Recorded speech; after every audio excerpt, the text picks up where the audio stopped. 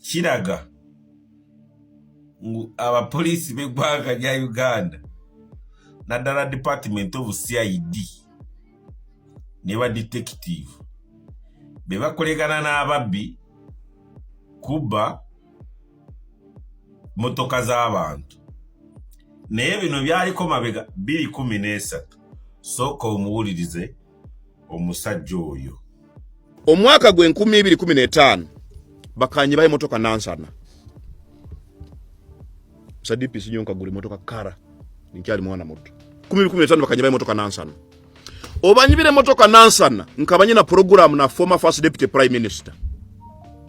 ekyabanize kunjo mbuongo kumuterere simu program tugiongereyo habo kwantungire ekizibu kino kyo kunyiba motoka obunyamutereire simu na watatunula program itubairige nayo akatunura nkundi mwana muto wo mukyaro kunu kitoba kuli banyibire motoka mu Kampala kiki kusagwa hali nyowe bwiro bakasindika bwiro bakabali AIP mande akaba usisi ID hano yaija yangamba bangamba genda polisi ya Nansana omukani pika polisi ya Nansana na mande na ikana UP yanteko motoka yantwara CPS room 91 basindika message ati yanyaho yantwara said headquarters baite kinyasangira said headquarters kikambihiza kandi kikampuniriza tikikwa kane kiausi however much nkakoraki kikanyamba CID akakwate simu yateka kutera abantu bakwawukana hallo niwo kolege Nansana nangu anangu na iha unaterondi hallo niwo kolege Nansana nangu anangu tera abojo baitu ubagamba twerege motoka na mbete Nansana atwerege motoka ya prime minister kandi sazi ali mutageti ya masasi aparkinge motoka halakali mutwe information ni motoka tukipiking in the next 30 minutes omusajja akabananyoleke kisani kiye motoka yange UAH 192C hasimu bamusindikire kisani motoka erinka nogenda kwekabusi nkeka guze bintu bingi kionka nyina bakusemera mukwe motoka yange kozereki akekaguze bintu bingi akaba inesanya abukwa motoka ezokere urusirutoro ururunyoro abe bunyoro how are you kate kibuzo kiriwa gwe akulira CID CPS oba Kampala oba Naguru oba wa polisi zijeyo headquarters oba Mbarara Kabale Kasese Guru ne district endara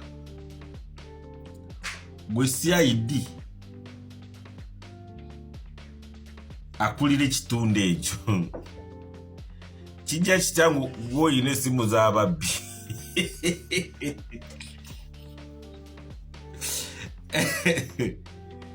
bikwano jange mbagala nnyo naye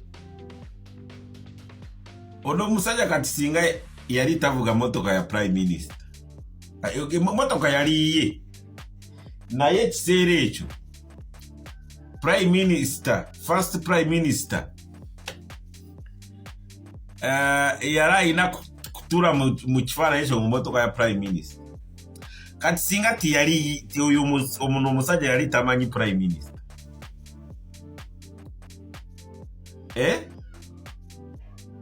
ekibuuzo tikiri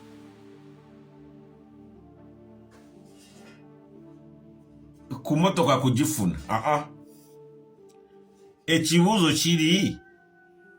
gwe CID kijja kitakusanga kugoyine namba z'ababbi sigamba gwe CID kyensubira gwe toziina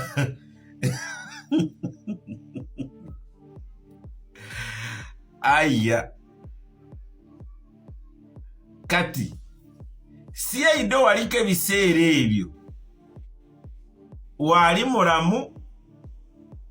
katali kudaala ki emotoka ebwe yalabika CID amasimu n'agasiimuula.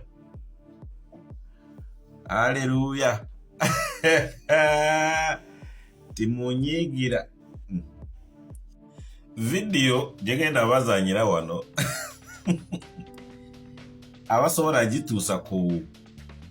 Tumba Lusoke ne IGP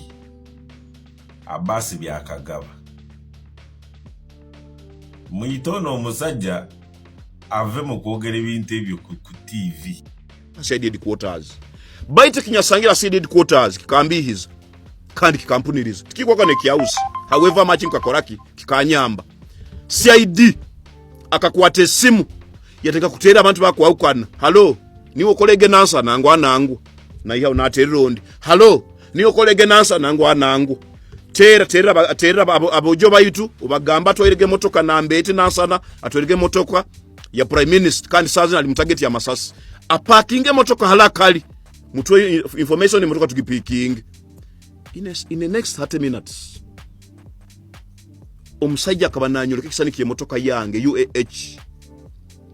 192C hasimu bamusindikire kisani emotoka erinka nogenda kwikabusi nkekaguze bintu bingi kionka nyina bakusemera ko emotoka yange kozereki akekaguze bintu bingi akaba inesanya okwa motoka ezokere urusirutoro orurunyoro abe bunyoro how are you kate kibuzo kiriwa gwe akulira CID ku CPS oba Kampala oba Naguru oba wa polisi zijeyo headquarters oba Mbarara Kabale Kasese Guru ne district endala gwe CID akulire kitunde ekyo kijja kitangu boyine simu z'ababbi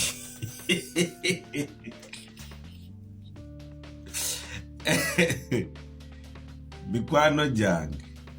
baagala nnyo